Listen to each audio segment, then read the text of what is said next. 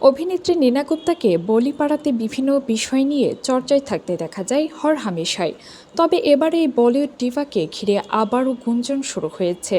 সম্প্রতি সামাজিক যোগাযোগ মাধ্যমে ছড়িয়ে পড়া কয়েকটি ছবি দেখে অনেকে বলছেন ৬৬ বছর বয়সে নাকি মা হতে চলেছেন এই অভিনেত্রী, যদিও এ বিষয়ে তিনি এখনও কিছু জানাননি। বলিউডে তিনি সম্ভবত প্রথম অভিনেত্রীদের একজন, যিনি সমাজের নানা বাধা পেরিয়ে সিঙ্গেল মাদার হিসেবে মেয়েকে বড় করেছেন। তার মেয়ে মাসাবা গুপ্তার জন্মের সময় ব্যাপক আলোচনা ও সমালোচনার মুখেও পড়তে হয়েছিল তাকে।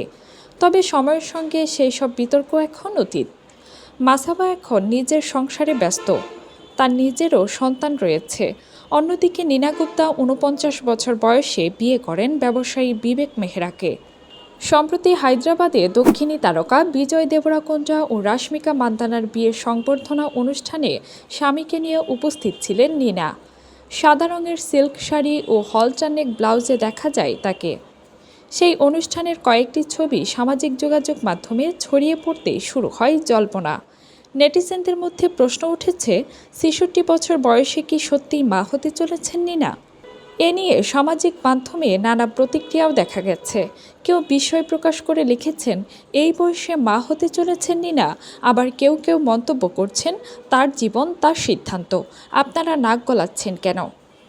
তবে বিষয়টি নিয়ে এখন পর্যন্ত কোনো প্রতিক্রিয়া জানাননি নীনা। ফলে আপাতত এই খবরকে ঘিরে জল্পনায় চলছে সারা নেট দুনিয়ায়।